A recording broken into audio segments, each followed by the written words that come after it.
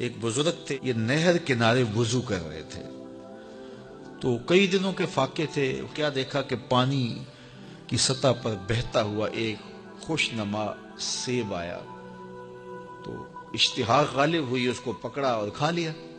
جب کھا چکے تو پھر خیال آیا یہ تو میرا تھا ہی نہیں، یہ تو مال لقطہ تھا، تو میں نے اس کو کھا لیا، اب اس کا مالک کیسے ملے؟ جس سمت سے پانی آ رہا تھا اس سمت سفر شروع کر دیا۔ کئی دنوں کی مسافت کے بعد دیکھا کہ ایک باغ ہے جس کی شاخیں اس پانی کی طرف لٹک رہی ہے، سمجھ گئے کہ یہیں سے گرا ہوگا اور میں نے کھا لیا۔ خیر باغ میں پہنچے، مالک سے ملے، کہا کہ یوں میں نے ایک سیب کھا لیا ہے اور میرا غالب گمان یہ ہے کہ اس باغ کا وہ سیب تھا، تو میں معافی مانگنے آیا ہوں، یا پھر بتائیں کہ اس کا ہرجانہ کیا ہوگا۔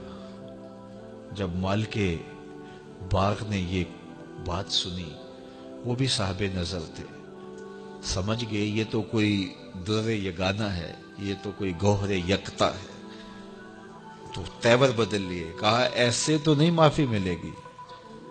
کہا حضرت کیسے ملے گی؟ کہا 12 سال تک میرے باغ کی گوڈی کرنا پڑے گی۔ اللہ اکبر، اور ایک شرط اس کے علاوہ ہوگی۔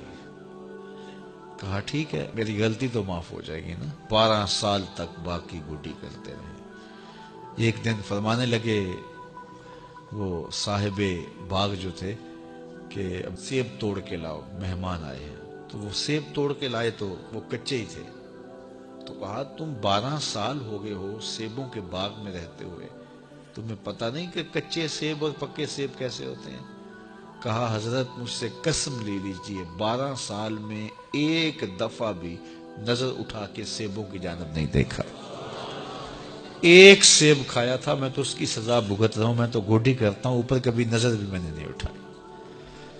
سینے سے لگا لیا، کہا ایک شرط تمہاری پوری ہو گئی، اب دوسری شرط ہے کہ میری ایک بیٹی ہے جو آنکھوں سے نابینا ہے، کانوں سے بہری ہے، بول سکتی نہیں، اور وہ اپاہج بھی ہے، چل بھی نہیں سکتی، اس سے تمہارا نکاح کرنا چاہوں، اگر تمہیں قبول ہے تو معافی ہو جائے گی۔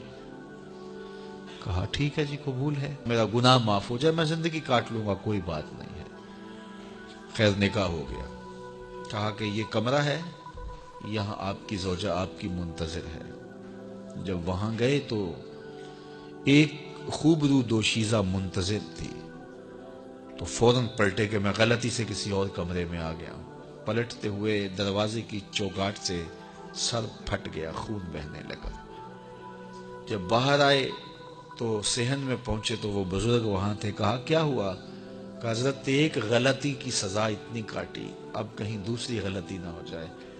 وہ تو کوئی اور ہے خاتون۔ کہا وہی تمہاری زوجہ ہے۔ تمہیں بتاؤں کہ وہ بہری کیوں ہے؟ آج تک اس نے غیر محرم کی آواز نہیں سنی۔ تمہیں بتاؤں کہ وہ بول کیوں نہیں سکتی؟ آج تک اس نے غیر محرم سے کلام نہیں کیا۔ اندھی اس طرح ہے، آج تک اس نے غیر محرم کو نہیں دیکھا، اور اپاہج اس طرح ہے، چل کے کبھی گھر کی دہلیز سے گئی نہیں ہے۔ تو اس خاتون کا جب نکاح ہوا اور پھر ان سے اللہ نے ان کو ایک بچہ دیا جس کا نام ہے الشیخ عبد القادر جیلانی۔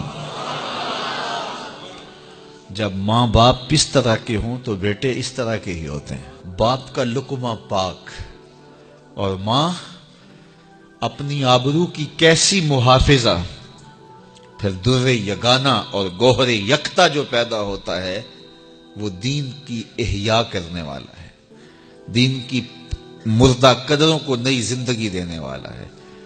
حضرت ملا علی قاری لکھتے ہیں کہ حضور غوث اعظم جب مجلس واعظ کرنے بیٹھتے تو 70 ہزار کا اجتماع آپ کے مجمع میں ہوتا، اور عمومی طور پہ اللہ کی رحمتوں کے حوالے سے بات کرتے، اور جس دن آپ اللہ کے قہر، غضب اور جلال کی بات کرتے کئی جنازے اٹھتے۔